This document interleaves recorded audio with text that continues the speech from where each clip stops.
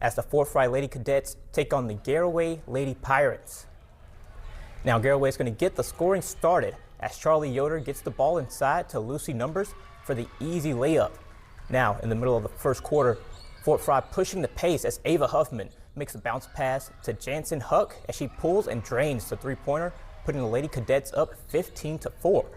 Now, in the second quarter, Aubrey Lang makes a move to get inside, and she gets bumped and gets the bucket to fall for the and one opportunity. Lady Cadets on the attack again after saving the screen.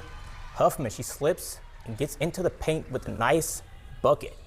Now, just before halftime, the Lady Pirates, trying to trim the deficit as Haley Yoder finds Charlie Yoder, who knocks down the three ball.